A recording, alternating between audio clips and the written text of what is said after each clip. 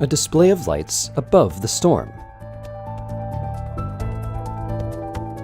Presented by Science at NASA.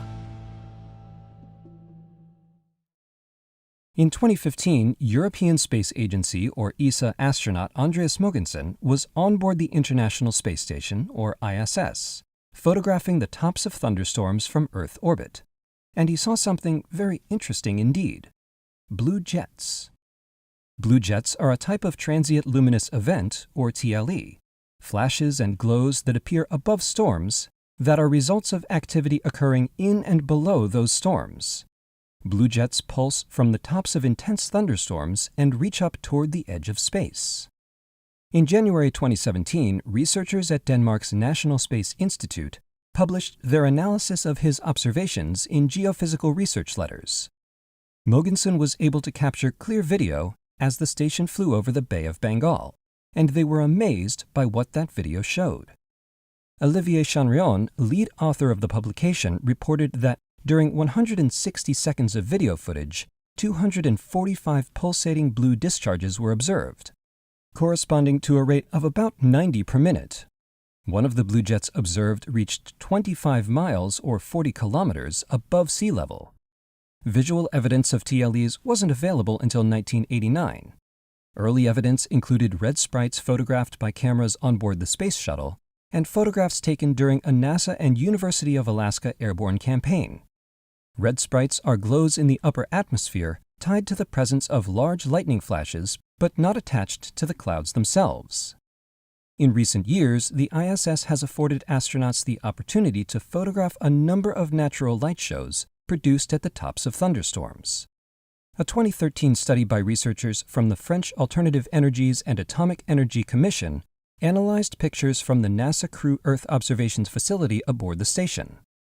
The pictures revealed 15 sprites and their apparent lightning flashes. In August 2015, the Expedition 44 crew on board the station photographed red sprites over 2 different storms within 3 minutes of one another. First over the American Midwest, and then near the coast of El Salvador. These sprites reached as high as 62 miles or 100 kilometers above the surface of the Earth. All of these studies are contributing to researchers' understanding of lightning and thunderstorms, how they form and develop over time, and why storms produce different TLEs in different circumstances. However, according to Tim Lang, atmospheric scientist at NASA's Marshall Space Flight Center, TLE studies have been, to an extent, fortunate observation. We've gotten better at finding them, but it's mostly case-based analysis. NASA and partner agencies are advancing in their efforts to make continuous storm observations.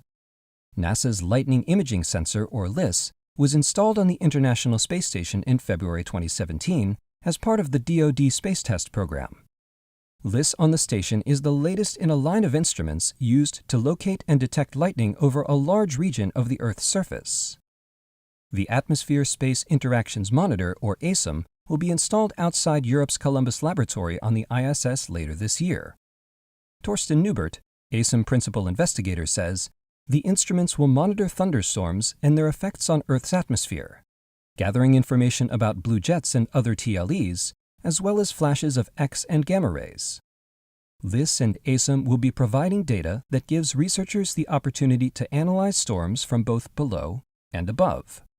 All of these studies are adding to our knowledge of how storms evolve and change, helping improve storm models that could lead to better predictions and forecasts." For more science from above the clouds, visit www.nasa.gov/station. For electrifying updates, stay tuned to science.nasa.gov.